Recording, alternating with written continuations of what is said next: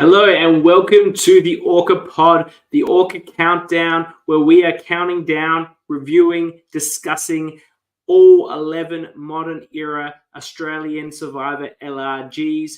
It is October and it is the month of Backyard Survivor Season 1. Last week we had the fantastic rundown with myself and the always amazing Jules, where we went through the whole season, talked about all the moves, all the action. And tonight, very excited to have not just the winner, Sally, but also the runner-up by which is a single vote, Amy O.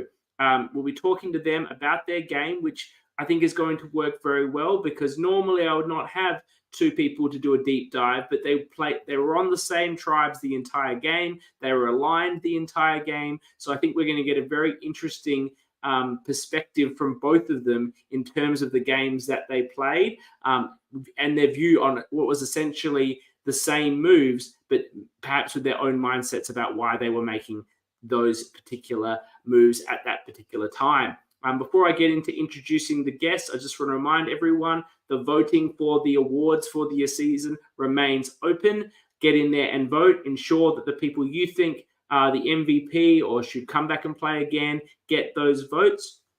Next week, on Monday, we have the best show of our 4-week season that we do on any of these coverage, the Tea Party with the now famous Annabelle, where she gets all the hot goss and hot takes from players from the season. Joining her will be an amazing combination of Calvin, Rosie, Rob Goddess Rosie, and hungover girl Emma, to talk about how hungover she really was the entire game. I'm very excited for that tea party. And then in the last week of the month, we will have always the awards as you voted by you. And of course, the most important award, the ORCA award, handed out by the ORCAs, the Bromelo medal. And I will have a catch up with Kyle and Brian as well to talk about their inspirations for the season. And then the train keeps rolling. We will be doing November Canberra Survivor Season 1. So if you're wanting to follow all our coverage of Canberra Survivor Season 1, you need to start binging now if you haven't watched it before, or just refresh your memory because we will be covering it from November. So before I bring in our very special guests, Sally and Amy, I want to bring in the person that's going to be talking to me tonight, talking with them and myself tonight. With these shows, like we had for Season 1, Melbourne Season 1, I like to have a winner on us to do the winner deep dive, because the winners are going to have a unique perspective on what it takes to win the game. And I think it's appropriate that we talk about that, because he keeps changing his title. I have to change it back. I'm looking to Gamey himself, John, winner of Playing with Fire. How you doing, John? I'm good. I'm happy not being the game, but you're the game, man. I'm changing it back. I always love talking about Survivor, and it's okay, fine. Even better to break down the winning game. Do you know where we've got this game thing from? No, because I don't watch wrestling. Yeah, well, because he's Triple H, and you have the H's, and John, the other John Tan, he has one H. And he's also known as the Cerebral Assassin. I think that suits you. Or wrestling? Does he mind fuck them? He always runs elaborate schemes and fucks them all over. Okay. Yeah, so I think it's suitable for you. And I see your lovely shirt, yes on 23. I'll be voting yes on 23. I've already voted, actually. I had a postal vote. Oh, yeah. Well done. Does yes. that mean you're a silent elector? Yes. Oh. You can't stalk CK's address, guys. I have too many adoring fans from this podcast, and I've had to take myself off the electoral roll. They're just coming at me left, right, and center, John. I wouldn't know the feeling. Well, I thought you would after winning a game of Survivor and LRG. People would be all over you, and that's why we brought you to this coverage, to give your unique take on the winning game played by Sally. And, I think we can say that Amy equally had a very, very impressive game. Just losing by one vote is no shame by any means. So I think getting both of their inputs can be really exciting. Yeah, I'm really excited to hear both their takes on the season. Okay, well, without further ado, I know people come to see me, but they probably came to see them more. We're bringing them in. Let's welcome Sally. Hello. Hi, Sally, and we're welcoming Amy. Hi. So excited to have you both here. Let's just 6 years ago, 5.5 years ago. How long ago was this? January 2018. So almost 6 years. Yeah. And what did the two of you think you were signing up for? Let's go with you, Sally. What did you think you were signing up for? Kyle asked me if I wanted to come to his Survivor-themed birthday party. So I thought it was maybe a couple of Survivor games that Kyle really wanted to play, just with like a few people. And then I think a week out, he's like, oh, actually, can you also just sign this form and send it back? Because we're going to film some of it. I got a consent. You got a consent for your image, did he? Yeah. And I was like, oh, okay. I guess like maybe he wants to like show that he can like build homemade Survivor games of some sort. So like, and what was did you guys get told, like, because this was like 17 hours or something? Did you guys get told how long it would go for? Like, did you think it would be like a 1 or 2 hours and then you have drinking, or did you know that would be the whole day? No, I thought it would be like 3 or 4 games. No tribes, no hosts, no voting. I thought it was just we're going to turn up and play a couple of games that look interesting off Survivor. Wow. And what about you, Amy? Did you have a similar experience? A very, very different experience. I actually feel so bad for Sally that she, came in thinking it was she won. You don't need to feel bad for her. Yeah. I guess my story is a bit different. So I've been good friends with Kyle. We met when we were 16, just sort of through high school friends. And we then also got like our first part-time job together. It was at the same place. And the whole time I've known Kyle in our friendship, he's always been very, very good at getting people together to do really random things. So the year prior to playing for my birthday, it was my 30th birthday, I had like a 90s themed birthday party. And I was like, I'm going to dress up as Britney Spears, and I really want to surprise everyone at my party with a choreographed dance routine to a Britney Spears song. And Kyle, like, would you mind choreographing it? I'm going to have some backup dancers. And he was up for it. And it was amazing. And I had a finale with like glitter everywhere. And Brian was one of the people that popped my little glitter cannons. It was a beautiful diva moment. And then the following year for Kyle's birthday, for his 31st, he was like, hey, so I really want to do this thing. I want to put on a game of Survivor for my birthday. It's going to be a joint party, like with Brian. And I was like, well, like, of course, yes, because you helped me so much last year with what I wanted to do. So I'm definitely going to do this for you. So I sort of like signed up just wanting to do something to help my friends. Didn't have a lot of knowledge of Survivor. That comes up a bit. Hey. It comes up a bit during the program. Amy's Survivor knowledge is a topic of conversation. There's a belief that you're playing down your Survivor knowledge by a number of the contestants. Yeah. Yep. So I'm not sure if you remember, Sally, but there was a Facebook event for the party, which had like the hosts, people who were on crew, like all of the contestants were in it. I don't think I was invited to that. No, you were. You definitely were. Oh, really? I just remember Kyle sending me a message, like a Facebook message saying like, hey, would you mind, like, would you be interested? Yeah.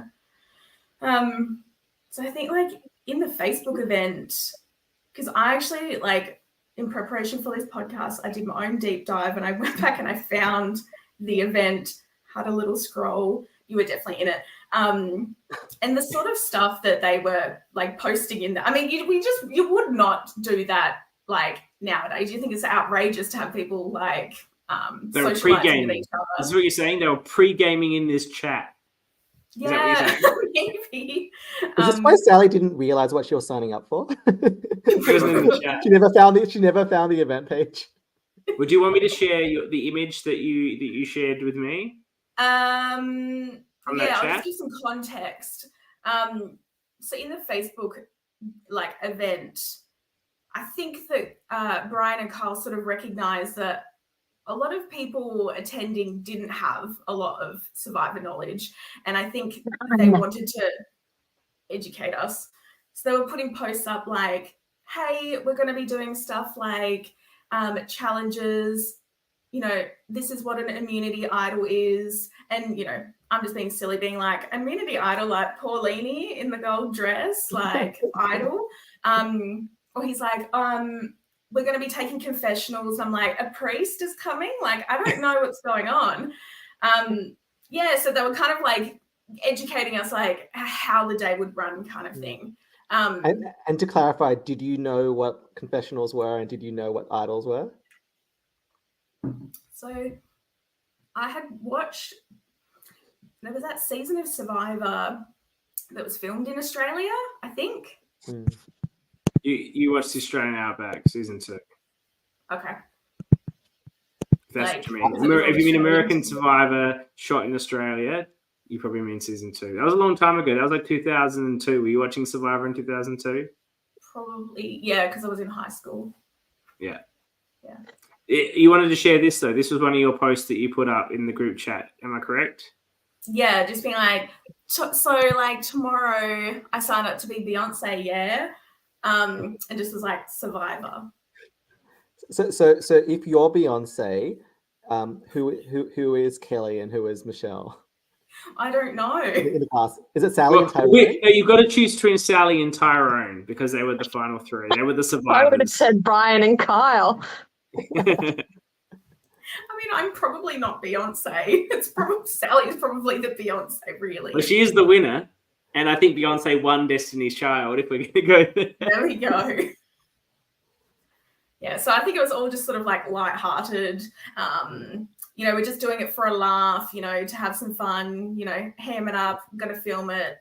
Don't take it too seriously, but also this is how you play Survivor. And what do you know about Survivor, Sally? You didn't expect it to be so serious, but had you watched the show, were you familiar with it?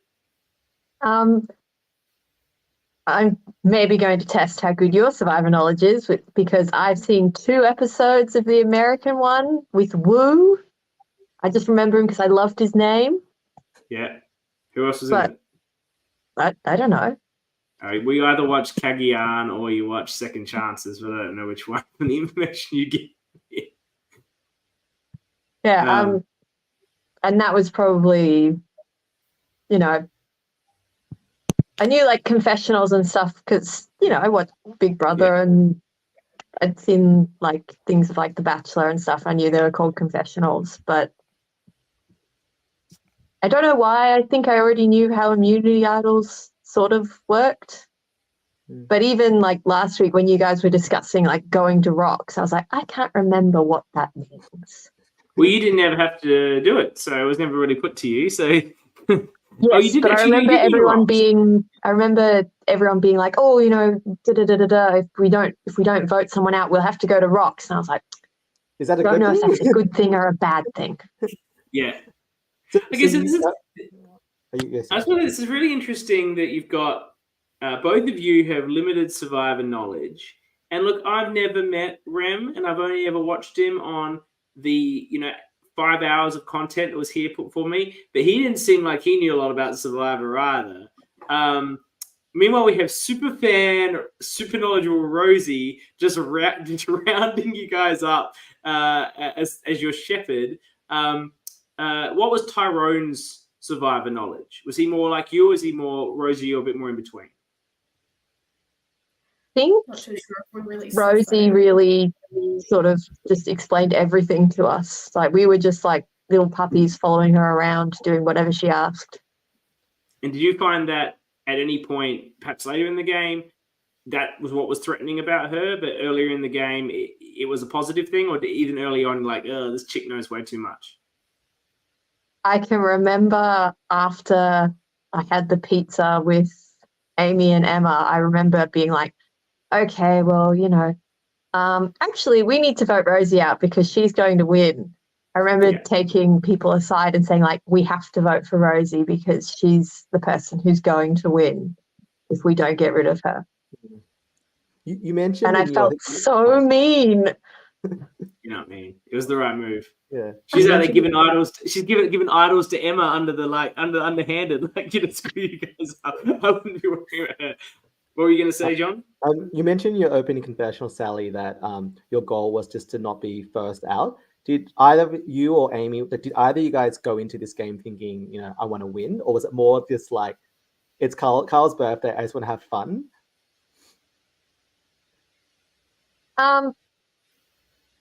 I wanted to win, but I didn't think there was any sort of chance. Just, I didn't know anything about Survivor. I didn't know any of the games. It was a lot more serious than I thought it was going to be. So it was like a vague wish. Right, yeah. Yeah, that's an amazing question, because I think at the time I definitely sort of went in, or not going into the game. I had like a really, really interesting conversation in the lead up to playing, which changed my mindset before I actually entered the game. Just gonna name drop here. Andrew, who is involved in Survivor Canberra, and was in Backyard Survivor Season 3, is someone that Kyle and I had worked with previously.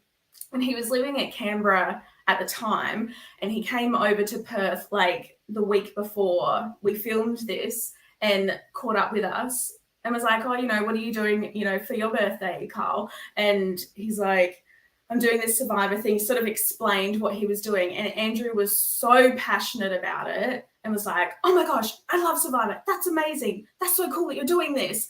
And I'm sort of there going like, yeah, I'm going to play, but I'm not athletic. I'm not overly intelligent. I'm not like good at, puzzles or stuff like that. So, I probably will like get out early. And Andrew was like, doesn't matter about any of that. He was like, all you need to do to win, and like giving me like advice, like all you need to do to win is you just need to get people, behind you, like working together, tell them that you'll take them to the end and work together with people, build bonds, have relationships, create trust, and you can make it to the end. And so I was kind of like, that's really good advice. So going into the game, I sort of went in with that mindset of, yes, I have all these things that I'm lacking and I'm not good at, but I have these other things that I am really good at and I know that I can do. And so that was sort of my, I guess, strategy, if I had any, going into the game, was get a bunch of people together and together. Well, let's talk about, as you, let's talk about, you entered the game, and we'll talk about the first 2 episodes. You're in your tribe with Tyrone, Rosie, and Rem. Did you think, looking at that tribe, that you were going to be dominating the first couple of challenges, or do you think that you looked perhaps weaker than some of the other tribes? I didn't know anyone on the tribe, so I didn't. You judge books by their covers. You just judge these books by their covers. Come on, you look at people and go, we can beat them, or we can't beat them. Well, that's not really what you're thinking. I thought you did know, because you kept like name dropping their last names. Like, that's Matt Mahoney, that's David Knorr. I did. Yeah, I didn't know anyone on my tribe. Oh, yes. Right, yeah. Yeah, I knew. Yeah, people on the other tribes. Who did you guys know in the rest of the game? Yeah. Going into it. I knew Rachel and Emma, and that was it. Yep. Were you surprised? Were you surprised to find that Emma had shown up to the game incredibly hungover, or was that not a surprise at all? Not hugely surprising, but also I spoke to her before we started, because she turned up a bit late as well. She was the last one to arrive. Surprise. But I think she only agreed to it like the day before. So she was already out and drinking when she agreed to it. She was like, it'll be fine. Yeah, I'm not going to stop the party. And you, Amy, who did you know? Probably, the people that I knew the best were Matt and David with the hat. Were probably like my closest friends out of everyone. I knew Rhiannon and Tamara. Carl's sister Rachel, I knew, and Rachel's Carl's sister. I wasn't familiar with Carl's that. That's sister. interesting. Yep, Rachel. Yeah. Oh yeah. I knew Sam because he's friends with Carl's brother, so I had met him a couple of times. And Rem, I just like knew of the name because I think he went to high school with Carl and Matt and David. So I had heard his name before, so I'd never actually met him. Do you want to say something, Sally? I realised I do know Sam. I'd been to a bunch of parties at Rachel's, which was where it was filmed. I was at Rachel's house. You gave up her house for it. Yeah, Nice. so she felt like she should have had more of an advantage for being a home turf. She definitely should have had more of the pool. It sounded Yes. like that was an advantage. Well, like I asked you about Emma, Amy, you knew Matt. Were you surprised he was such a salty sea fish about the whole affair? Or is that just his style? Matt was just being Matt. Like, I watch it back and like all of us who know and are friends with him are like, yep. That's it. Yep. That's it. That's how he's reacted. That's how he is. So that's, we love him for who he is as well. He was We love some incredibly authenticity in the Survivor. We loved it. I loved it.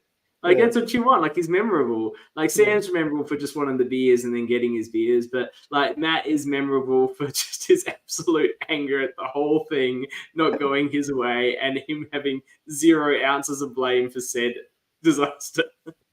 Yeah. The thing I really liked when you guys were all on the mat was everyone was looking around, sizing each other up. And then I think, like, the blue and green tribes, which had, like, more men, were like, oh, yeah, we're really strong in challenges. And I love that, like, in the end, the red tribe just dominated the challenges and dominated the game. Yeah. Red tribe is Just best. having a mix of people. So here's my big question for you. If you guys either, like, you might not have a thought on this because I appreciate, I got to take for your word on the show, and I appreciate you were new to the game. But if Red had gone to a tribal council before there was a swap, do you have any idea which way the vote might have gone? Rem wanted to vote me. From the start. Oh, probably not. I don't know. Yeah. I mean, at the start, at the very, very start. It was just the 5 of you. Sally? Probably wouldn't have been Rem or Rosie because Rem was obviously very strong for all the physical challenges, and Rosie knew what was going on. Yeah. So one of you two and But like, Tyrone. in terms Probably, of like, one of the final 3. Yeah. One of the first ones to go. but in terms of like how close you guys were, like who in that kind of, was there like a social hierarchy? Like was it, because the way I kind of saw it watching the episode was like it was like Rosie and you girls, and then like Tyrone was like a 4th and Rem was like a 5th, or was that not really the case? I sort of saw Rem as sort of Rosie's like loyal sidekick dog in a way, who would do whatever she said. But I agree she had a better social connection with Sally and Amy. I feel like maybe Tyrone might have got snuffed if that was my read of the social dynamics. I think I probably would have voted for Tyrone. Yeah. I probably which feels really mean. I hated voting. When you guys were like, sitting by the pool enjoying all your food because you kept winning, and you guys were like speculating with the other tribes and who was going, and it was always Emma for being hungover, which I love. That was a running theme for Amy's confessionals. But did you guys ever, like in your head, think like who would even if you guys couldn't say it out loud because you guys were all like bunched together, do you guys have in your head who you wanted to like work with more in that group of 5? It's kind of like we didn't want to think about it until it had to happen, I think. Yeah, I remember just going, oh, glad that's not us. Let's enjoy the food. Yeah. Another mini muffin. Woo. There were so many mini muffins. There's actually, it's fantastic Survivor strategy to not overplay or even play when you don't need to be playing. You guys are winning challenges. If people start having discussions or even having thoughts and it's leading you to speak in a particular way or talk to someone in a particular way because you think that's who I want to be with long term and this is who I think should go if we lose, any of that sort of discussion can really blow back on you quite quickly. And if you've never actually had to go to a vote, then these discussions are out there that didn't really have any relevance. So the best strategy is to do what you did, in my view, I failed at doing this myself, but having seen it fail so miserably, the best strategy is to do what you did and just we don't need to worry about that. We're not going to tribal. Let's just enjoy it. Let's enjoy each other. And that's, I think, helped those bonds remain pretty close through the whole game. Yeah, and I guess unless someone's standing out as being like a massive liability or being super annoying, then there's probably no reason to talk about it. Was there anyone on the other tribes when you're looking at you're thinking, I want to work with them if we get to a swap or a merge? For me, just because I knew Rachel and Emma, I was like, oh, I'd like to work with Rachel. Probably not Emma today because she's so hungover. Yeah. She really suffered in a lot of the opinions, I think, from that first half hour. Yeah. And that's what made her eventual climb to success all the more impressive, and I think actually made her quite threatening that there's no way you could have taken her to the end. I think she would have been quite a popular vote because of that story.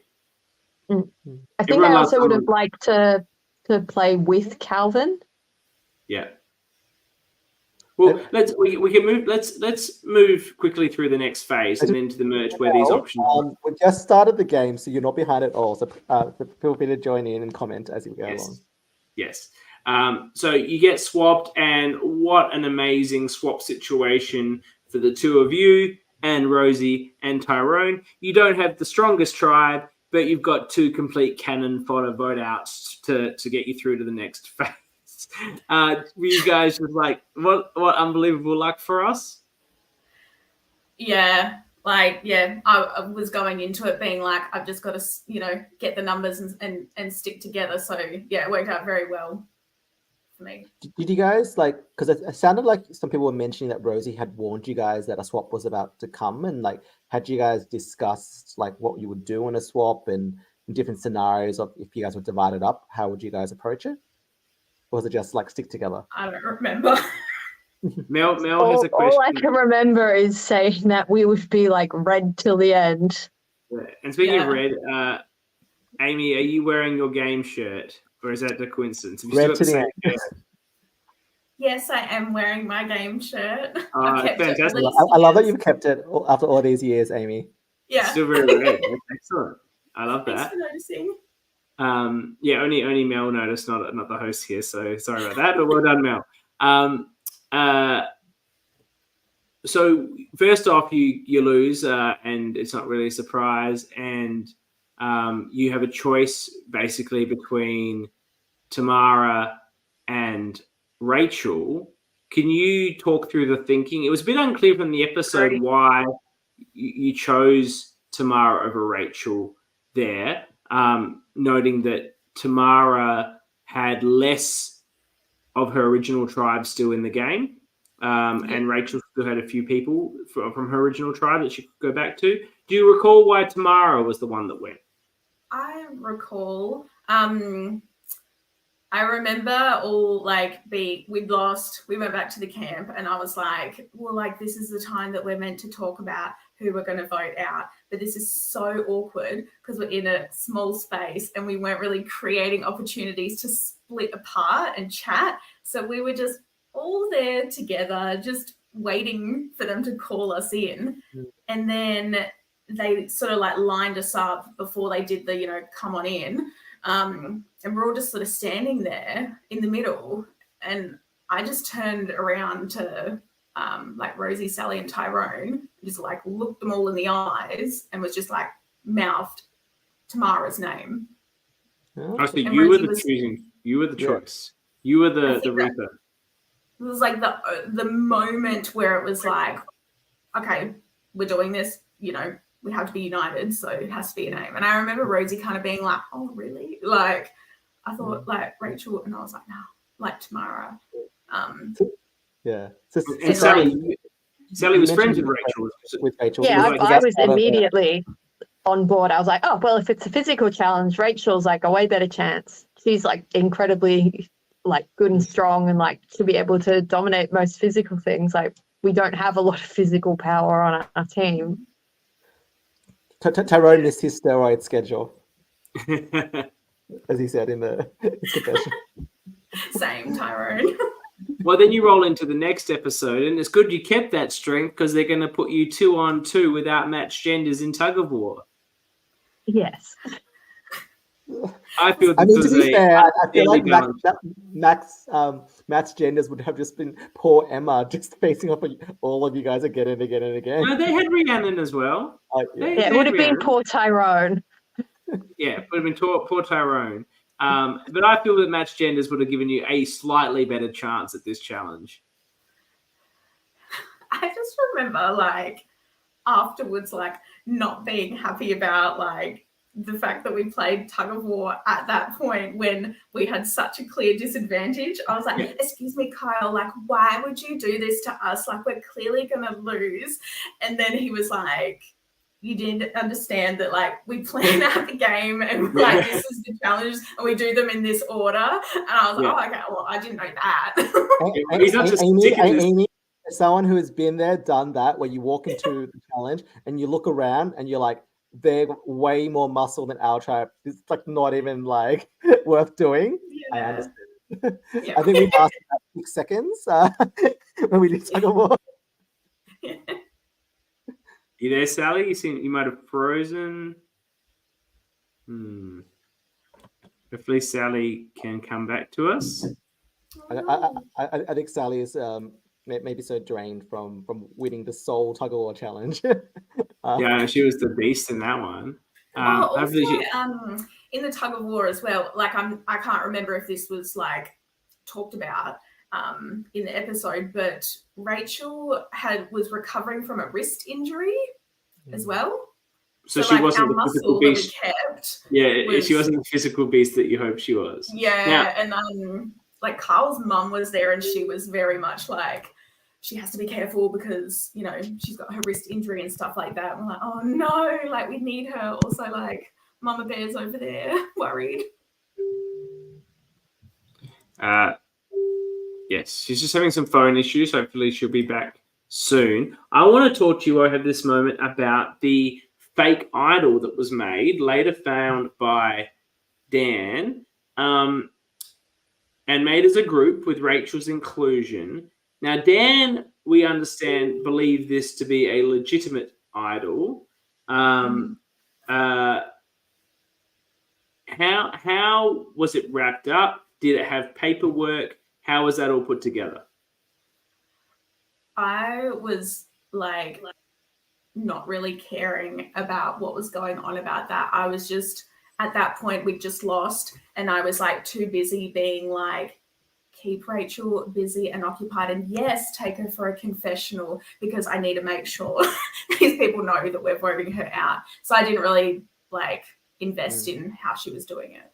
Yeah. So I was gonna sad that Sally's had to drop out, because I was gonna ask her, like, was there like, do you think that Rachel had any chance whatsoever? Like, would you guys, given Sally's relationship with Rachel, would you guys have considered, say, voting Tyrone off, or was it always Red Strong, no one else, no matter what they said or did?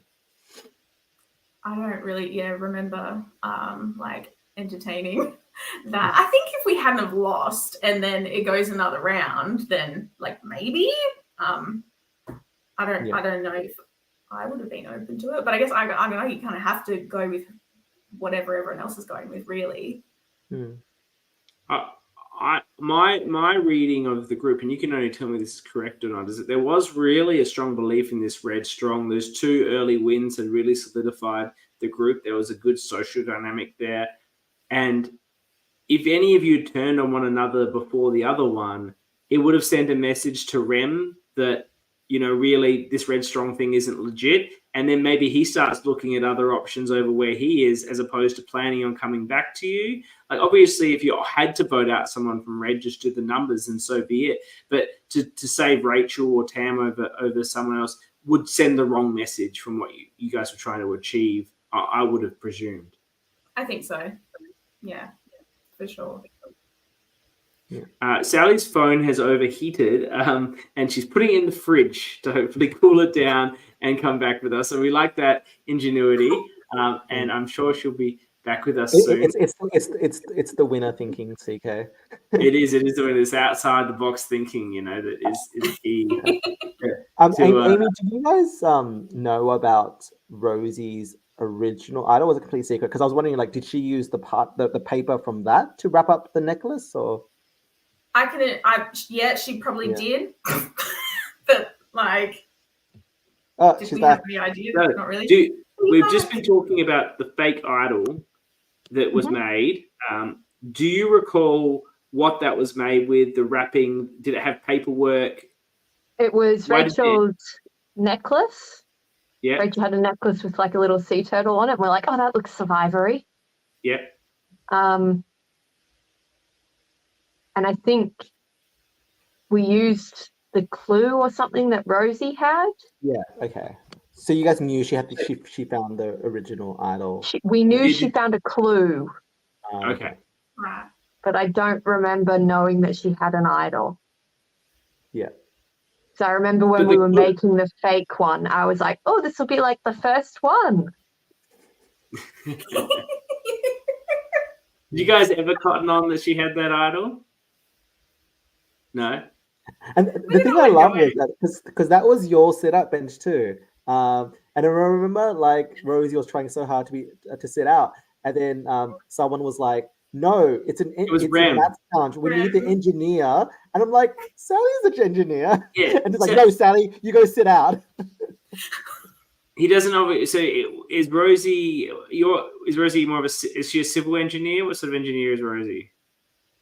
I think civil or mechanical. And you're something that people actually know what they do. And you're a geospatial engineer. Is that how you were later on able to solve that very complex puzzle? Is there any association there, or am I just making assumptions? I spend most of my day maps and looking at maps and stuff. Yes. Fingers crossed. Yeah, very definitely good. With skill, not luck. Yeah, for sure. Just like Tyrone's lack of skill in unlocking the lock. That was a very. The other thing I wanted to ask Sally was, you received a vote at the first tribal you guys went to. Was that a surprise to you, or did you know that like Tam or Rachel were throwing that out? No, I was horrified. I was devastated that someone voted for me. I think that's my favorite thing. I had no idea, and I was like, "A good thing we're voting tomorrow." Then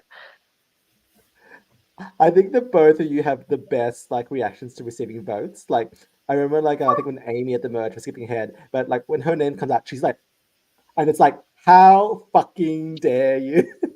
Like 3 of my friends there, like shouting at them, like, "I was one of you." Yeah. Mortified. Well, we can just jump to the merge because you guys obviously. Oh, you win it. Look, you win a challenge. You win an amazing challenge. With the knocking the things off the thing. Rosie's just an absolute beast in it. But Sally dominated one. Amy, I know you went really hard against David with the hat. You lost, but you went really hard. Like you were all in for that. Chest shove. Yeah.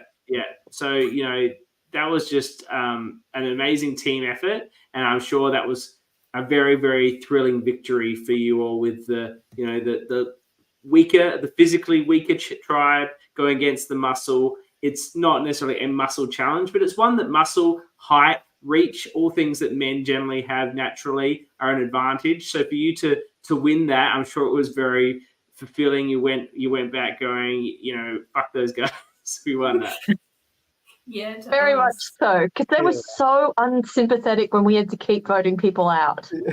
And I think you guys also like outthought them a lot of the ones that you guys won. So I think Rosie was championing the throw the idol up and then whack their idol before her one hit the ground. So it was like very much brains over brawn. And look, I love a lot of the guys on that other tribe, but there's a little bit of cockiness with people like Calvin, Rem, Dan. I expect we're all pretty enjoying that they were just going to steamroll these challenges. Pretty much. It felt like that from the other side. Yeah, definitely felt that energy. Well, like I think they were so shocked that when they had to walk back to their tribe, they walked back to the pool, and then I think like Brian had to go like, hold up, loser territories over there. Yeah, you didn't win. Don't go there. This was just the incredible underdog victory, the amazing feeling that you never got to experience, John. Sorry. Yeah, I say this, but I think I'm pretty sure I'm the losingest person in LRG history in terms of challenges. I've won 1 out of 11 tribal challenges and 0 out of 8 individual immunity challenges. So he's like the anti-beast. Can I just say something about like all of the challenges sort of like pre-merge? Something that I was like trying really hard to do was I never wanted to put myself in a position where I was going to be like singled out. Yeah. So I always like. You don't want the hero role. What? You don't want the hero role. No. You want to do the puzzle. You're going to be throwing the ball. You want to be the team role. Yeah. So, and I think because I also wanted to, create bonds and like work together with people as a team. And yeah, I never wanted to be like, oh, Amy over there like did this thing wrong and that's why we lost. Let's vote her out. Like I never wanted to be, singled out for anything. Yeah. And conversely, even if you do really well in those hero role parts, then people go, you're the puzzle person or you're the one who's really good at this. And then you kind of get that threat level going into merge. I'm sure Rosie would have if she didn't win the next like 4 individual challenges. Yeah. Yeah. I guess we'll talk to, you go into merge here. Rem comes straight back. Were you expecting that or were you expecting that maybe he'd forged some other bonds? I mean, did you think Rem would be voted off, or did you think like were you worried that being the sole red, he wouldn't survive this one? Yeah, like I was surprised he made it through, but like I vividly remember sort of like being at the merge area, and having a little feast and stuff, and things are happening, and I remember just like having this like light bulb moment. Like I feel like it, getting to the merge was like meant to be like some big thing, and like all the, oh my gosh, like things are going to happen now, that sort of kicks it into gear, the next part of the game.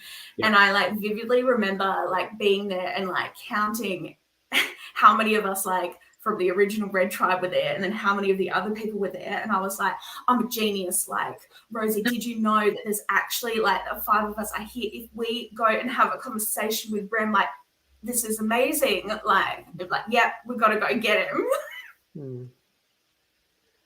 Yeah. I can remember I hadn't eaten until the merge. Like, not really. Like, we sort of had a bit more food, but like that little bit of food at the winners things were the only things we ate all day, and the merge happened at like 4 o'clock. Wow. When did you start? So 8. Like 9 o'clock. Yeah, it was a long hot day. It was a really long day. It was really hot, and I was just like, I'm just happy to have food. I think also I wasn't probably in the same mindset as other people like Rosie and obviously Amy were. I was just like, oh yeah, like why would he ever abandon us? We made an alliance like right at the start. Nobody ever betrays an alliance. Never. Of course it's coming over to us, and he does. And you as a group make that pretty clear. You don't really try and hide it, and there doesn't seem to be an attempt to lull someone in to be the 6th member and get the numbers. You're just going to go in and take the punt on rocks, really. Yeah, I love how like obvious was when like he just immediately walks over and the others there going like feeling so betrayed, and they're going they're like, you guys are like, come on, Reds, come on. And they're like, not Reds, come here. And it's so sad. Well, especially because we swapped them up, like when we did like the tribe swap, then we weren't red anymore. So it was like, they were the Reds. Yeah. And like Calvin Galeese got the ability to be smug that he was right, that they should have voted out Rem, but it wasn't doing him any good at that point. And what do you think you guys would have done if Rem had been voted out and you guys only had 4 out of 10? Like, who do you think you would have tried to like pull over to be, your group then? Probably anybody. Yeah, I probably would have deferred to whatever Rosie thought or Amy, because you knew the most people. I would have been like, who do you think we can convince? Yeah. Like you think Amy would have been like, hey, David, like, we go way back. It's a funny hypothetical, though, because I would put money on Rem to win that battle back challenge if he was out. I could see him smashing that food. Like, he's that sort of guy, just gone. Yep. Yep. And then he's even more with them, isn't he? That date, that like David said in his opening confessional, like, I'm really my worst nightmare challenge, which on YouTube the closed captions has subtitled the Asian challenge. Oh, no! But I love how he came so close, and that was his biggest nightmare. So, did any of you think about trying to pull someone in, or you're like, nah, look, we'll just go in there, and if we're tight, one of them will flip, or we'll go to rocks, and what will be will be. Was that the sort of thinking there? Yeah, I think staying red strong was pretty much the strategy at that point. Yeah, I don't remember any discussion of trying to convince anyone to join us. It was just kind of, I think we didn't realize we maybe needed to be subtle in having our first group conversation. And then it was a bit too late to try and go to someone else, hey, why don't you also join us? And we promise we won't totally betray you like Rem just did to the rest of you. Yeah. I think I remember at one point, like, you guys are just like cackling about like how hard they're trying, and then Rosie kind of goes like, guys, like we're good people, we're not bad, don't be bad. Yeah, we're the good guys, come on. But I mean, you also commented, because Rosie shares to you guys that she's found the clue to another idol, and she says that she's going to like pop it out of her bag at tribal, and protect, like, make it obvious to the other tribe, but like not say who it's going to be, to create some uncertainty and chaos. Did you guys understand, like, strategically where she was getting at, or was it more like, that sounds great, Rosie, let's do that? It sounded like really great, but also like really risky. I just remember going like, yeah, okay, like it's your idol, you can do whatever you want with it, and maybe it'll mess up how they vote if they pick the wrong person to vote out. Yeah. Or they'll have to spread their votes, and then we'll be able to crush them. And they make a smart play. They assume Rosie's going to play it on Rem, which she does, because he's obviously their likely target based on his betrayal and his strength. But they recognize that, and they choose to vote for Amy, much to her shock, instead. Meanwhile, your tribe on the other side had identified the other side had an idol note. Now, Rosie's very, very certain that it's an old note and not a new one, or part of the fake idol that you planted for Dan to find, because they're being too obvious about it, and you still vote for Dan, even though he may have had an idol or he was the most obvious target. Was there any consideration on your group going for a less obvious target than Dan?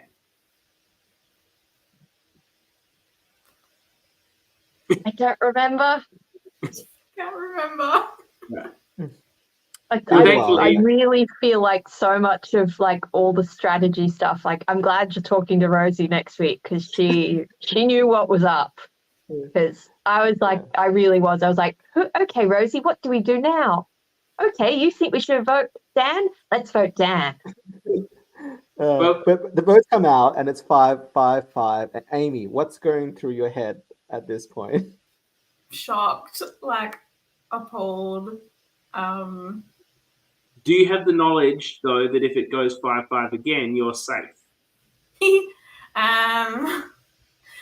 I think it was like explained to us like there and then. And I was like, okay, yeah. And I feel like it all sort of like happened so quickly, and I was so sort of like confused and shocked as well. Like that, I just assumed people would vote the exact same way that they just voted. Well, which would have been good for you. Yes, if that had happened, then it would have been a rock draw with Rem, Rosie, Amy, and Dan all immune. So, Sally, you would have had a 1 in 6 shot of going in that scenario. Yeah, I remember them explaining the rocks vaguely, but I don't remember realizing that everyone who would be immune. I just remember going like, oh, okay, like if it's just random, then. And I think you have to, because at this point, like, you guys are so obviously like committed to this type 5 red tribe that if you guys lost even one person, they would turn on you the very next round. The fact is, all you had to do was win that rock draw, and you had the better odds, 2 to 4, and you steamroll the game until final 5. Like, that's just, you've got to take that risk. And obviously, Rhiannon wasn't so comfortable with the risk, and she switches her vote. Dan goes, and you go immediately to another vote, and you all just go for Rhiannon. So what was behind that? Was it because she had been voted out once and was just like, not again, guys? Or what happened there? I think it was just we'd had a discussion beforehand of like, we'll vote Dan first, but if he has an immunity idol, we'll vote Rhiannon. Like that was the order we were going to vote in. And then when they're like, you have to vote again, we're like, okay. We already know. Sorry, what I mean was like, why do you think Rhiannon flipped to vote out Dan rather than stay on Amy?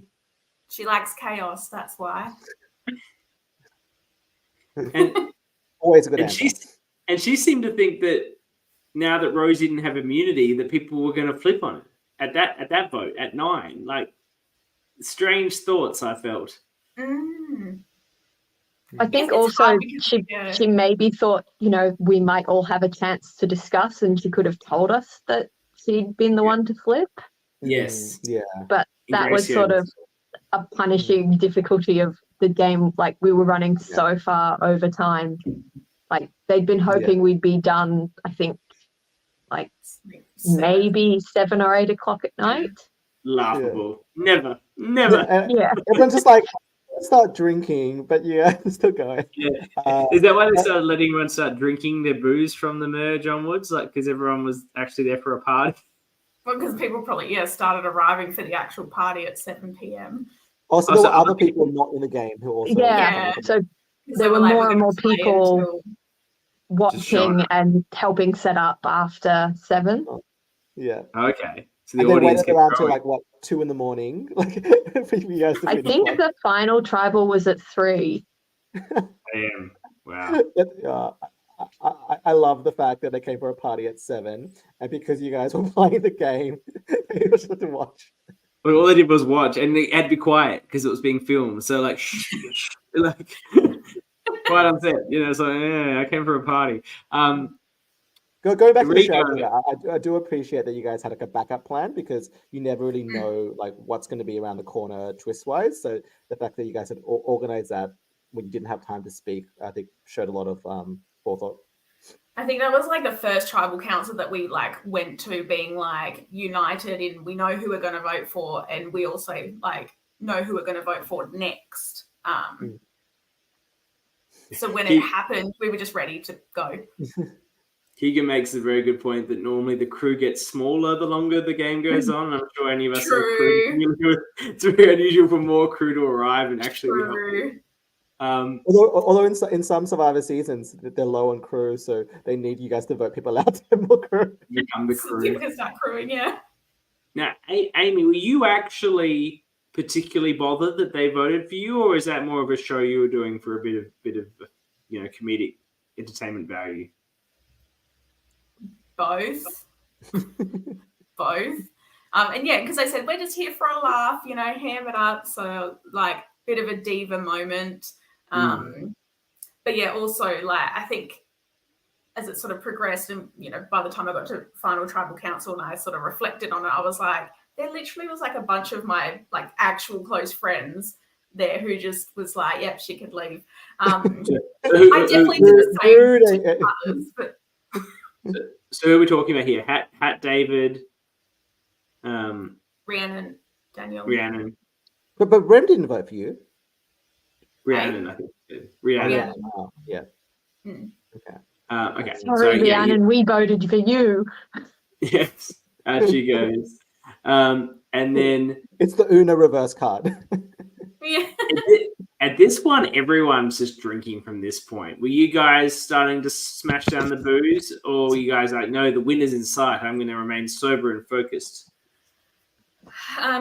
Yeah, I'm not much of a drinker anyway, but also because it was such a hot day, I was more like concerned with like staying hydrated with actual water. That I didn't at that point. I like things were getting serious. Like I'm actually in with a chance here, maybe. So I didn't want to like mess it up for myself. Yeah, I think this was about the point that I started having the worst headache I think I've ever had. Oh, really? Okay. Yeah, and I think I remember saying to everyone, like, if someone has to volunteer, like, I will back out. I feel so awful. I would rather just like go and lay down.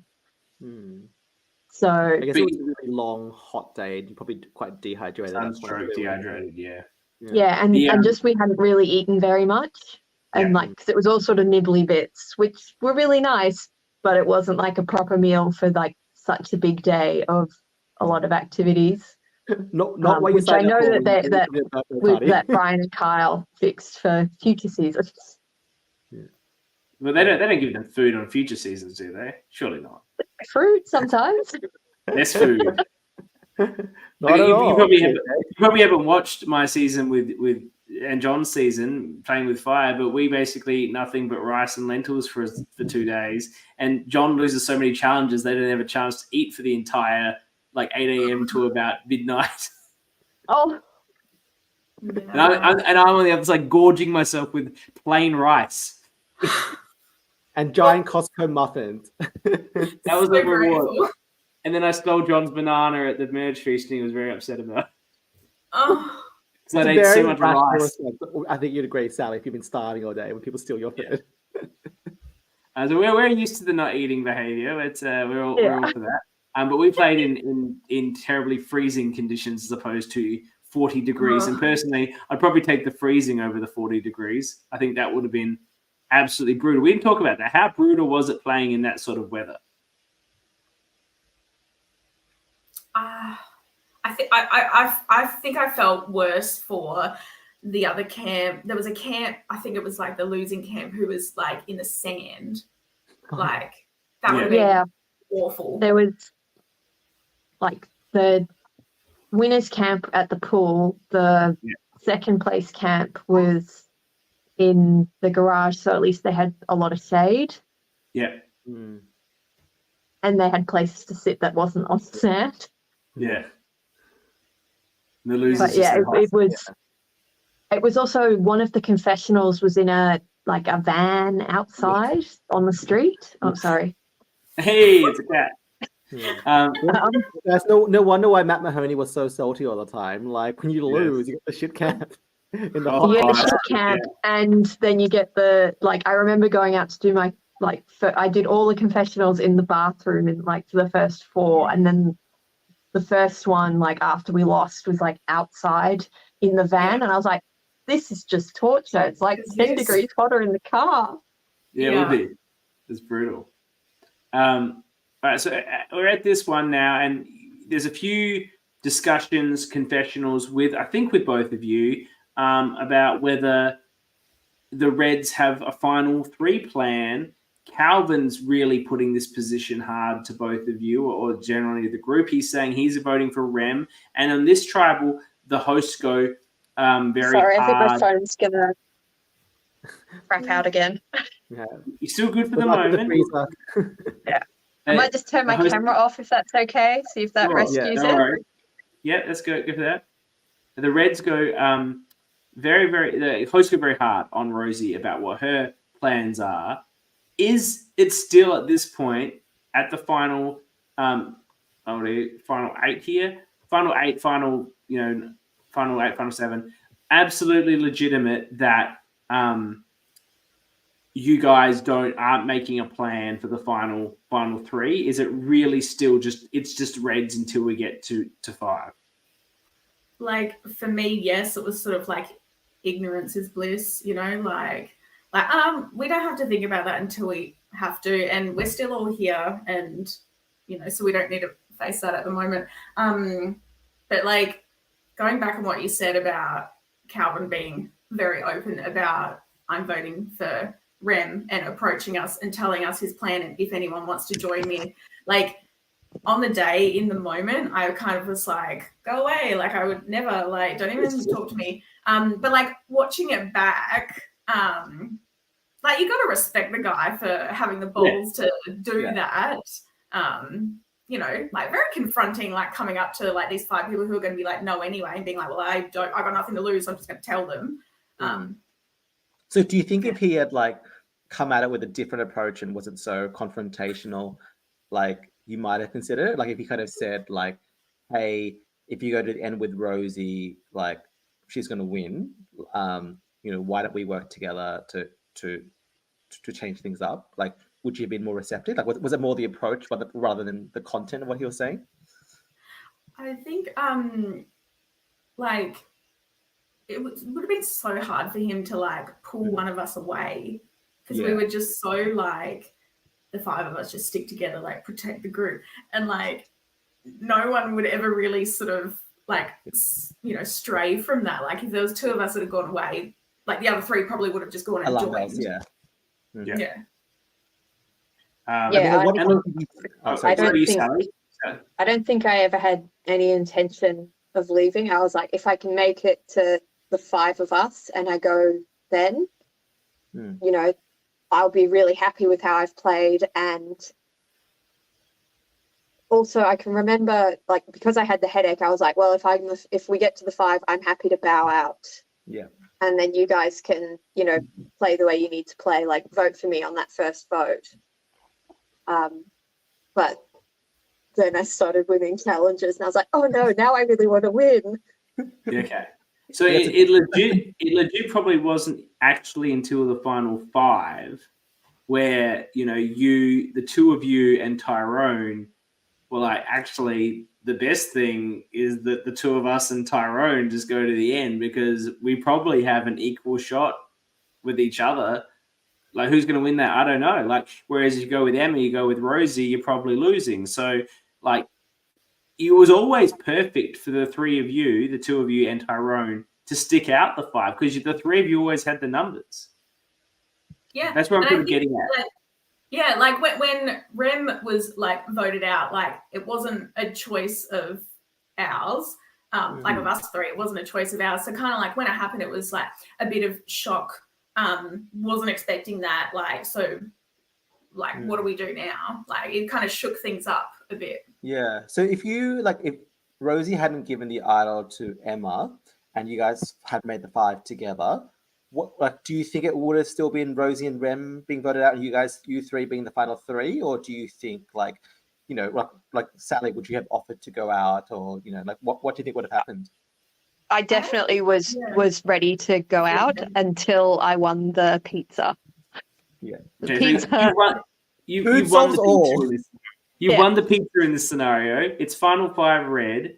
Are the 2 of you and Tyrone realizing at that point, well, we're going to do Rem, Rosie, and then the other, we make it to the end? I can remember, I think it was right after I had the pizza, because I sort of had the pizza with you and Emma, Amy, and I remember after that and I started feeling better. I was like, oh, we need to get rid of Rosie and we need to do it now because this is probably our only chance to do it. Because I remember thinking that, like, I barely scraped a win and Rosie would just steamroll the rest of us through all other immunity challenges. Yeah. And then she wins the next challenge with an incredibly quick puzzle solve. And you guys are like, cool, we'll just do Emma here and we'll have our 5. And then obviously Rosie makes her big strategic move by giving Emma the idol. And as I said last week on the program, this was almost an amazingly perfect move by Rosie to win the game. All she had to do was to tell Emma, you can vote out Sally or Amy or Tyrone. I don't care really which one. And it sounded like she was in the chat last week, and Rosie said she was planning on having Amy there with her. So, not Amy, but she just had to say, don't vote Rem. And I think Rosie makes it to the end because I think Rem would have happily taken her to the end. So it really worked out for you guys that she didn't put that conditional on her idol play. Mel Sheehan's asking, did you know that she gave her the idol? And you said earlier that neither of you knew that, I recall. Nah, we didn't see it. I didn't know anyone had an idol except when Rosie played that one at the merge. Yeah. Yeah. We were also told, because we were told when we're inside the house, no gameplay. So, these were the rules. So I we weren't looking or seeing what was going on there. And I think there was sort of a bathroom break that happened. And then Rosie just seized the moment and did the thing. And I think Kyle was kind of walking past and saw it happen and grabbed the phone out and started filming it. So it wasn't in sight of where we were. So we didn't see it. Yeah. And at that final five, I was watching. I was a bit kind of confused with. So initially, you guys were thinking, let's stay red strong. Let's vote out Emma. But then Rosie has this plan of pulling in Emma and Sally to vote out you, Amy.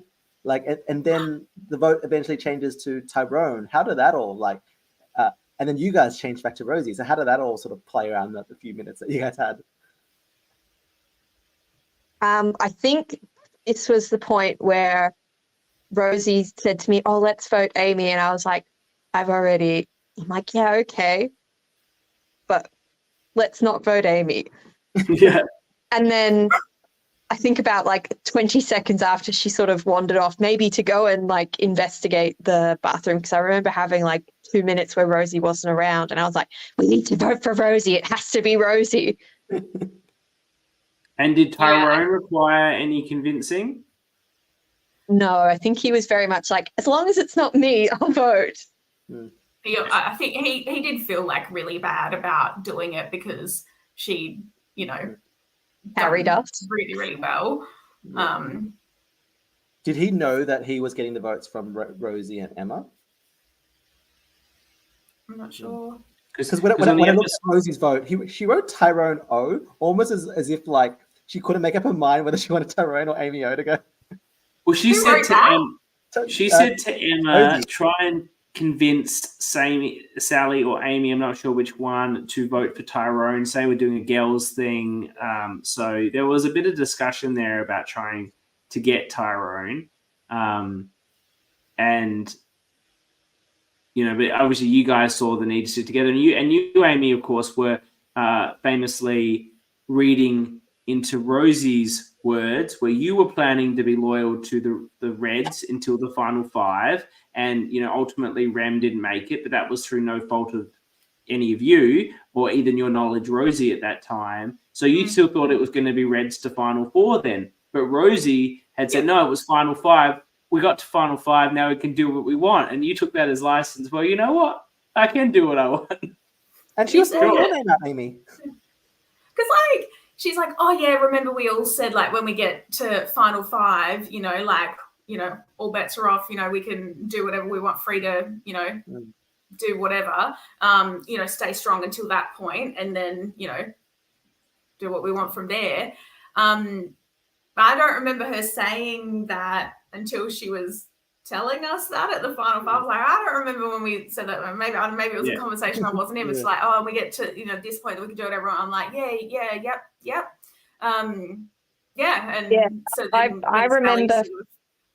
I remember similarly feeling the final five was because there's five of us. If I was of the understanding that it would be if it got to the final four when it was the four of us.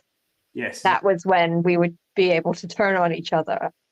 Yes. This is again playing into my why would anyone ever betray an alliance mindset. Yeah. So if Rosie had said, nah, like, the REM thing was an accident with Emma finding the idol, but we got to like stick Red strong and vote out Emma, would you guys have done that at 5? Well, I didn't know that she'd given Emma her idol. Yeah, So I thought Emma just played it like incredibly well. She got an idol at the right time and managed to punish us with it.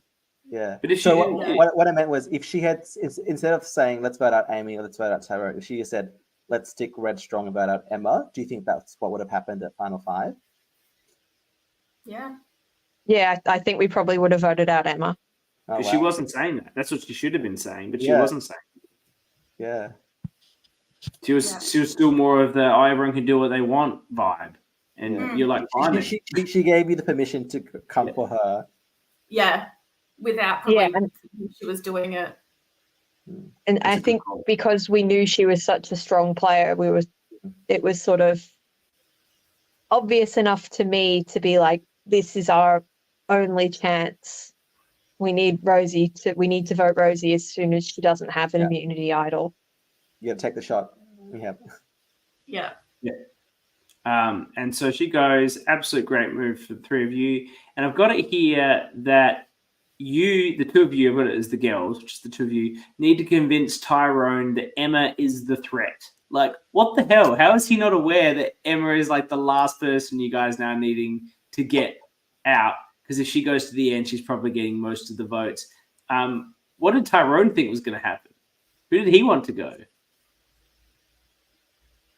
I don't really remember having to convince him of anything, because we were kind of like, no, now we're back to Red strong because the three of us believe in our alliance. Yeah. And it's super sensible for the three of you to go to the end together. Like, it's an absolute no-brainer for all three of you, because the win is absolutely anyone's. It's up for grabs. Yeah, I also remember not realizing, like, until I watched like you guys discuss it, I didn't realize how highly thought of Emma was by everyone. Yeah. I think I wouldn't have had any suspicion that she was going to win. I just was like, she's not part of the original group of 5, so sorry, Emma. She just had a story. Yeah. And the best thing you can have at Final Tribal Council is a story. And I think all three of you struggled a bit to create a narrative about yourselves at Final Tribal. And there's nothing wrong with that. But she would have had this, I came in hungover, I battled through this, I was on the wrong side of the numbers, I survived, I was the last surviving there's just a whole narrative there that she can spin to make everyone go, oh, wow, like, what a game. Yeah, I think, like, not just the story, but I think she was also, like, representative of most of the jury. So, like, the whole jury is watching this game going, the fucking Reds, like, sticking together, red.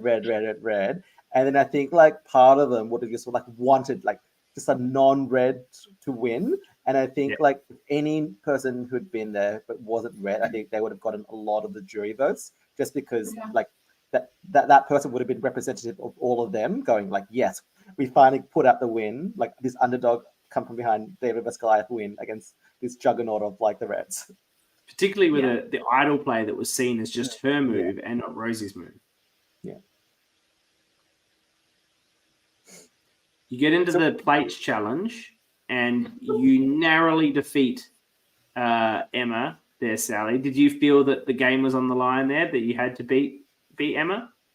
Yeah, I was sort of, I'm like, okay, like Emma's only chance is to win this challenge, and then it'll be me, Amy, or Tyrone. Who do you think that would have been? If Emma had won, who would you guys have voted out? Would it have been Tyrone? It would have been Tyrone for me. Probably would have gone with that. Yeah. I reckon Emma might do that too. I took it to a pizza party. You did. You can't make a party alliance. It's a food alliance. Your reasoning for that, I recall, was that because she voted you as like trust with your life. Like her answer to trust with your life was you. Was that legit, or was there actually a strategic move in taking her to that pizza party? I remember feeling like I can't say I picked Emma because she's the only person I know in the game who's left. So I was like, I'm going to pick Emma and Amy. And this is my reason. Yeah, very good. Yes. So like, and why did you pick them? And I was like, oh, I didn't have to have reasons.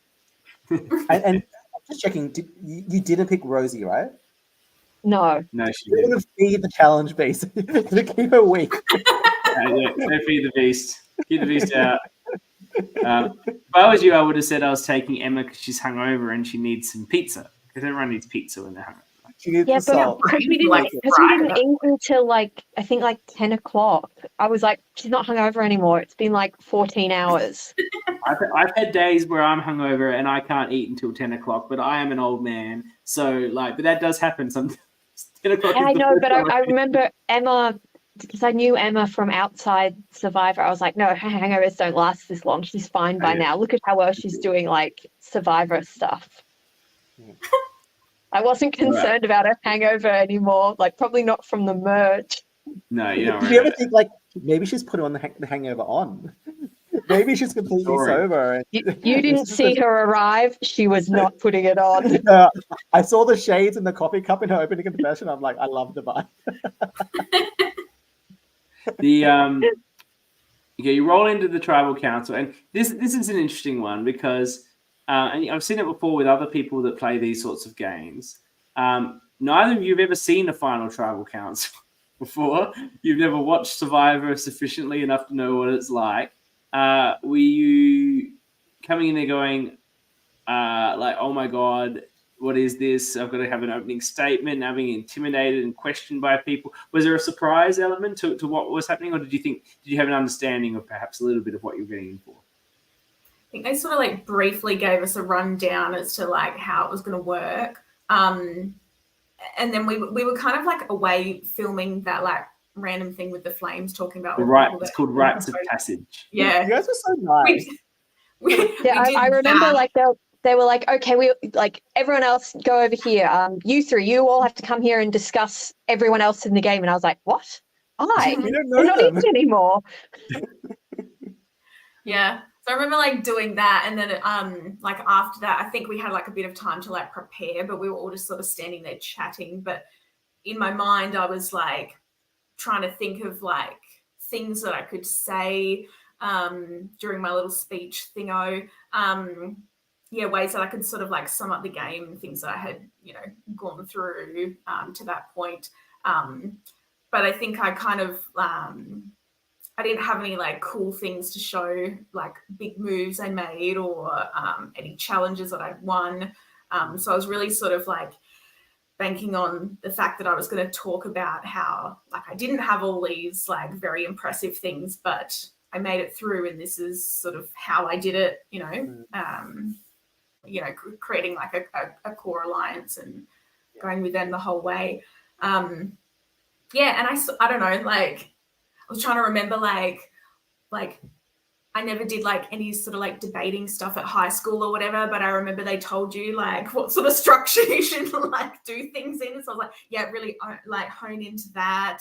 But essentially I was preaching to a bunch of people who were like under the influence of alcohol for one, and like loved on Sally at that point, and were all people I like voted out, and probably was quite public about that as well. So I didn't realize that like jury management was like such an important thing in Survivor until like afterwards, I think. Yeah, I had no idea that the jury votes was like how you won. I was like, oh, then we'll do like one more challenge and it'll be like the final challenge for the final three. And I'm like, I've just won the last couple of challenges. Surely like I'm in with a chance. You're feeling really good at this point. And then they were like, oh, you have to come up with like a speech and explain to the jury why you deserve to win. And I was like, what? I really don't like public speaking. I was like, I hated it. Yeah. And then Tyrone's was so funny and Amy's was so nice. And I was like, mine was just garbage. I'm really banking on I won a couple of challenges here. Well, it worked. Yeah. I love that one point. I think it was like maybe Calvin or someone was kind of going like, were you ever going to work with us? And you guys were just like, nah, just like shut them down. That was Rachel that said, did any of you regret? Rachel was like, did any of you regret not flipping? You're like, no. And it's a fair answer. The poor Tyrone had a rough run of it at the final tribal. He said his strategy was he was going to be under the radar, and then he wanted to win the last immunities, but he didn't. And then the lock thing happened where he couldn't open the lock, and he's just really like down on the whole thing. And then you have the question where he really gets kicked when he's down, because Tamara says if you had to pick a person to win that isn't yourself of the final three, who would it be? And Amy, you say Sally, and Sally, you say Amy, and then Tyrone says Sally, but no one says Tyrone. It's a really dark final episode for Tyrone. I think after we lose at the challenge, I think it's in subtitles, just like, I am enraged, but it's like so sad. The whole time, like he's about to cry. I'm like, oh, Tyrone. I will say that I feel like Tyrone and Amy, you guys didn't win any challenges, but you definitely won for like most fucks said on screen in the season.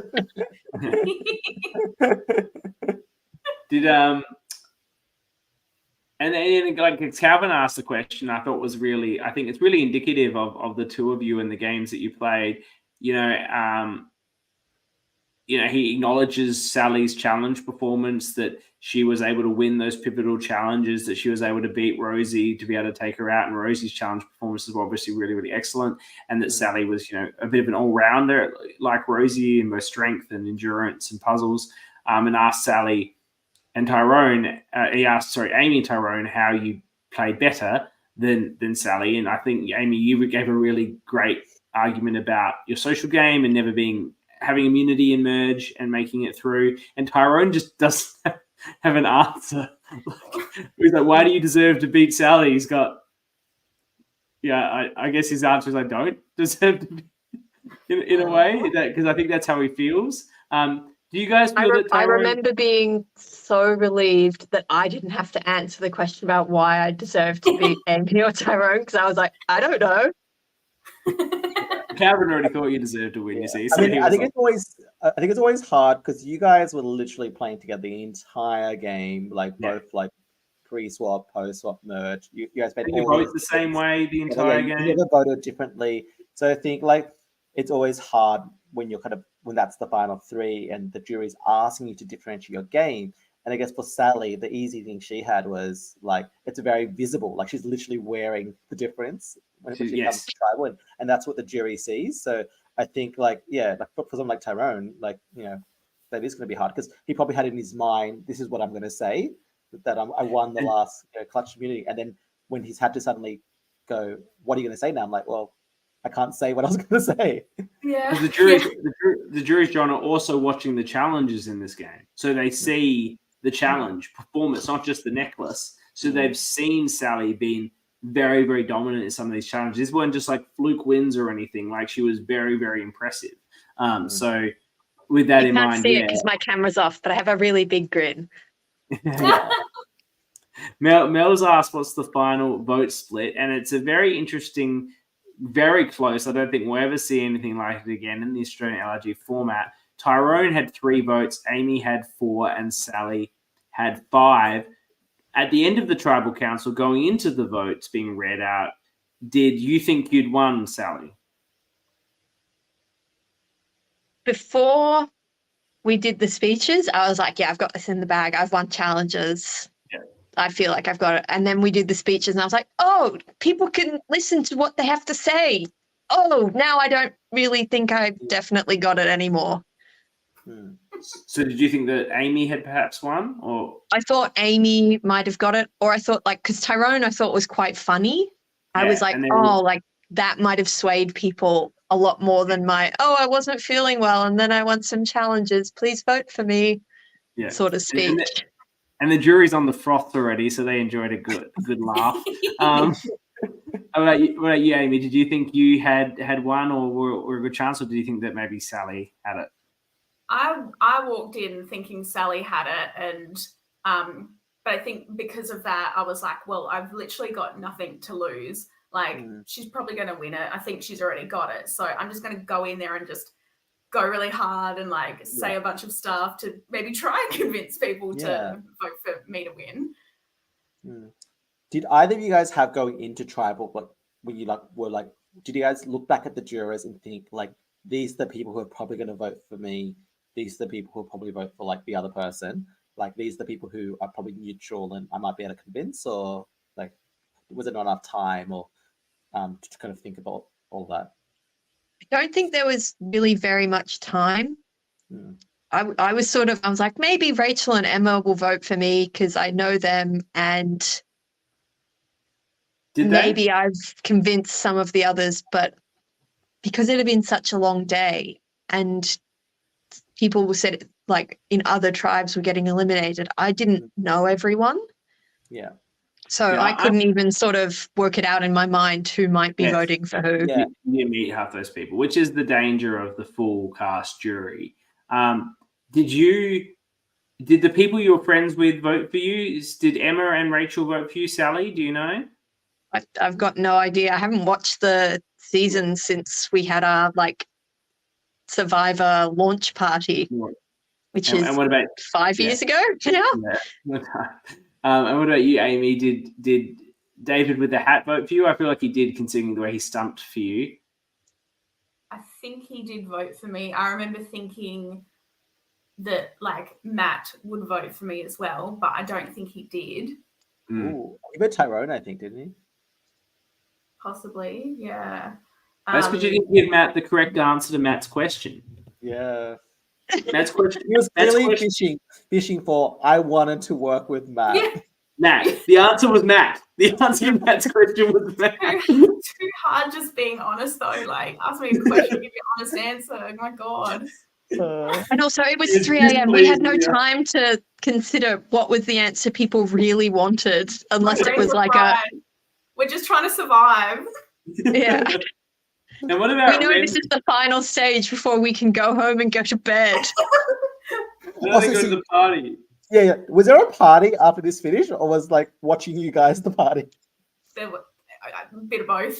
Yeah. I think it continued a bit after, but probably not for as long as they.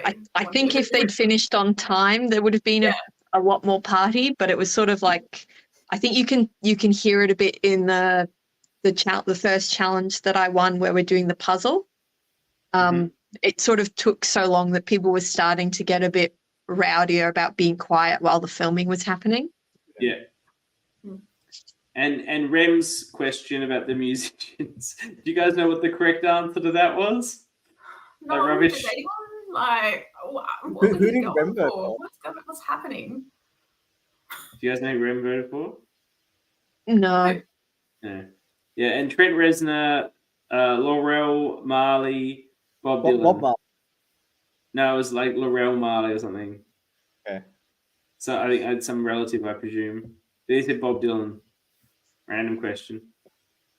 Do you think that affected his vote, knowing him? Or do you think that was just something random he was doing? I mean, like he literally did a vote where he stood behind and did any, mini, miny, mo. Okay, yeah, I'll vote for that person. He did do that. So I think there probably was a correct answer for a vote here. This could have cost you the game, Amy. Probably. I think I said Trent Reznor, but who did you say, Sally? Did you say the same person? I think I would have said Trent Reznor because he was the only one who I knew any songs of. I didn't even know who that is. He's the lead singer of Nine Inch Nails. Oh, okay. He also did the music soundtrack for Treasure Planet, which is where I know his music from. He's actually done a lot of music soundtracks in the last 20 years of quite significant, like Academy Award-winning movies. He's gone on to do quite a lot of scores. CK, you could probably just know do CK is a professional musician. Just on Trent Reznor. Yeah. I'm not that big fan of Nine Inch Nails. Well, look, yeah, and you won, Sally. Congratulations. Can we get back on video for a quick moment? Hope your phone doesn't die. Okay, just give me a moment.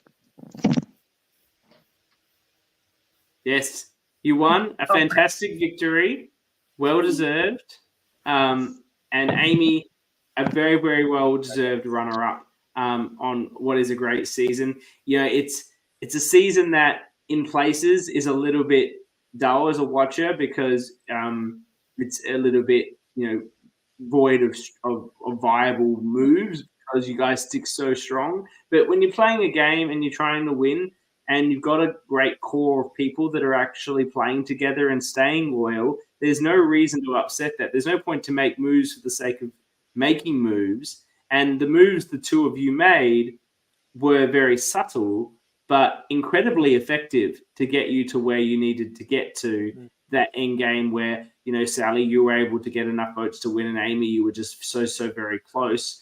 But for people that have never watched Survivor, I think you were both incredibly strong in terms of understanding the best way to play, and the best way to play for the people that you are. Like, that's ultimately a factor of the game. It's hard to be someone that you're not, and so you are who you are, and you've got to play the game that's best going to suit the person you are and the style you want to play. And you guys both seem to recognize, even in the discussion today about this is what I was doing or that's what I was thinking, they were quite optimal strategies for the people you were in the games that you were playing to get to where you got to. Obviously, the results speak for that too, but just in general game speak, it was very, very well done. And I'm impressed incredibly by both of you at your ability to pick up the nuances of the game and play so effectively without having that experience of watching a lot of the program. Yeah, I definitely get it. Like, I agree. I've heard, people say stuff like, oh, Backyard Survivor season 1, it's the pagonging or whatever that means. Do you guys know where that comes from? Yeah, it's like a Survivor thing where like the whole tribe sticks together and picks off the other people or whatever, and that's quite boring to watch because it's that happened in the first season of Survivor, and this tribe is it the tribe that got wiped out, John? That was Pagong, or was it? Yes, I think Tagi was the dominant tribe, and they stuck together, and they wiped out the other tribe, and that tribe was called Pagong, so that's why it's called a Pagonging. Yeah. Like going into it, like we definitely weren't going into it to play a game that we felt was going to be like impressive to viewers to watch. The viewers didn't exist. This was the first one. So we got nothing to compare it to. Like we haven't watched the whole season of Survivor, we're just here doing our thing. And just like weirdly enough, like just like the first season of US Survivor, like usually, like I'm the type of person, right? Like I usually root for the underdogs. I don't like one factor sticking together. But I feel like watching this, at least the way the edit's shown, I think you guys are still the heroes. Like you guys are the main characters. Like I think like I love I feel like a lot of your competitors are really like endearing. And like I remember like Tyrone is so sassy. Like and stuff. So it's like I think you guys are still looking the main characters. Like for some reason, the audience is still wanting to root for you just to dominate the others. I agree. I was rooting for that as well. Yeah. I was actually rooting for that. Yeah. I remember Kyle telling us, like, at the end of the night, he was like, this is actually really interesting because you guys played so similarly to the way that the very first Survivor was, when people didn't have strategies and the alliances weren't so changeable. Mm-hmm. And he was surprised that it had gone similarly to the way that people played Survivor when Survivor strategy wasn't really a thing. Fascinating. I feel kind of bad for some people who get into these games who are massive fans of Survivors and have a lot of knowledge, and they want to come in and do really cool stuff and have these great, strategic moves and ideas. And then it can just like not go the way that they want it to go. And I think like I'm very proud of the game that I did, because you're very right, CK. I very much played to who I was and made decisions that felt right to me. And a lot of stuff was based on instinct and making decisions on the fly or being adaptable and flexible. And I think that's 100% the way you're actually meant to play Survivors. I think you reference all these super fans who come in with like probably like 20 years of ideas of what they want to do, but like then you're kind of playing this like not real like game in your head, like rather than the game that's in front of you, rather than with the people you're playing with. You kind of have to play to like every cast is different. That's why there's no like one way to play Survivor. You got to like play to the people you're with, and if the way the people you're with is like where we want to form a strong alliance, be really loyal, and that's how you have to play. And I think like when you look through the game that both you and Sally played, that you can't really say you guys made any major mistakes. Like you guys pretty much played optimally through. You stuck together. You kept that alliance strong, which isn't always easy because sometimes alliances fracture for all sorts of reasons. And then when you had to take the shot at the runaway favorite, you guys didn't. So because timing is everything too, threat management is everything, and I think you guys should be both really proud of the games that you played. Thank you. Do you guys have any final comments about your game? Ooh. I think I did really well, considering it was, a birthday party. And I was ready for. You need to put considering in there. You won. You did do very well. Well done. Yeah. But I mean, I would have been happy. I was happy. And also just seeing how all the games were set up, I was so impressed with how it all ran. Yeah. That I was just I think after the first challenge, I remember saying at the camp, I was like, I really don't want to go out because I want to do more challenges. Yeah. The challenges are very impressive for season 1 of Survivor. So I was really glad that I got to do almost every challenge. Yeah. That was probably my favorite part of the whole day. And you dominated something. Just think about this, Sally. Maybe you're not thinking in this context. There's been 11 of these LRGs in this era. Over 100 people will have played, and you're one of only 11 people to win the game. So you're the first. And the first. So don't underplay either of those achievements. It just doesn't feel like a real thing. It was like a fun birthday party that went for a lot longer than expected. And I remember seeing the editing of the show and being like, oh, it's actually professional. That's why we had to walk up the driveway 6 times. Yes. Maybe if they hadn't made you do that, you could have been more on time. Slow-mo. Mel's got a very important question. This is the Max Classic. Would either of you want to play again? Got everything to lose, nothing to gain except for a good time. I liked playing the games, but I think if I was playing with people who were everyone else was full of Survivor knowledge like Rosie, I don't think I'd enjoy it as much. Yeah. What about you, Amy? I feel like I definitely learnt a lot from this experience. And I've stayed connected and watched a lot more games play out. I've watched some of the other, I feel like franchises. Is that what we are? Franchises. I've watched some of the other franchises, Australian LRG franchises. What the heck? Who are we? And so it's very interesting, seeing how other people can play the game and stuff like that.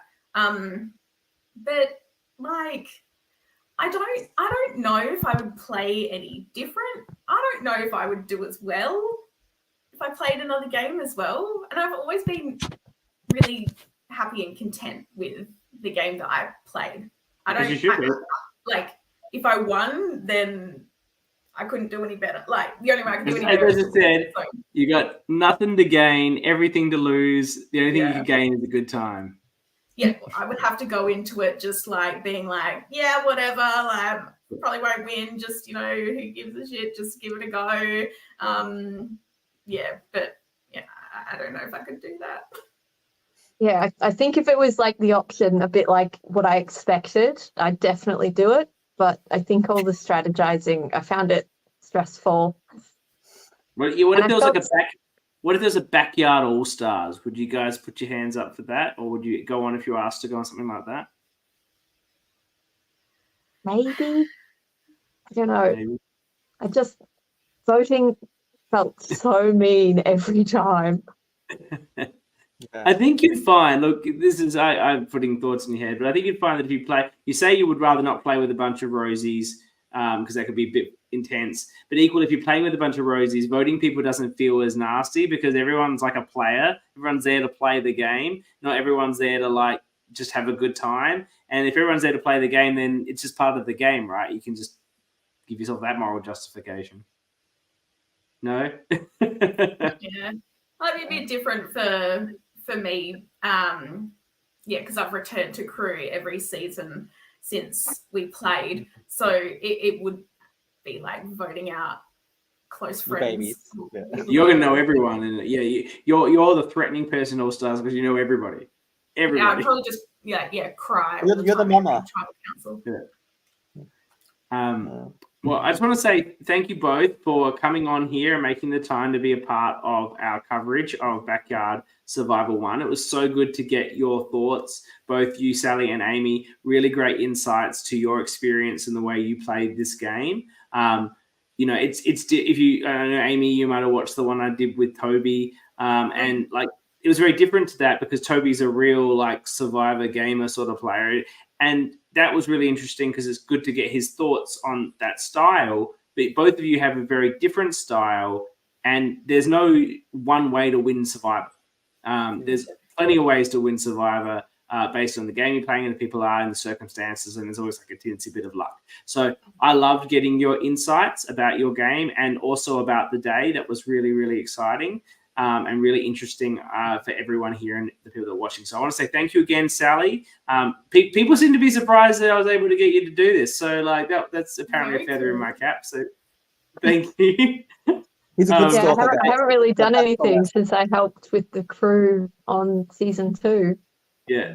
So and then I was shocked because all the people I was helping film were like, "Oh my god, Sally!" And I was like, "Why do you know me?" They're like the winner, Sally. I was like that with the crew that filmed mine too. It's so weird. And Amy, obviously, thank you so much for coming on and giving your insights as well. That was really fascinating. Thank you to the game for showing up and giving us his winner's takes on your successes. As I said, quick turnaround for the next pod. It's Monday. It's the only one. If you're only going to watch one of the 4 we do, no offense to anyone here, myself included, because I'm not on it, you want to watch the Tea Party with Annabelle of Melt Playing with Fire, and of course, real reality star of the Traitors, doing the hot takes interview with an all-star lineup of fun and exciting players that didn't make the end game. That's why you're not invited. It's only non-end game players.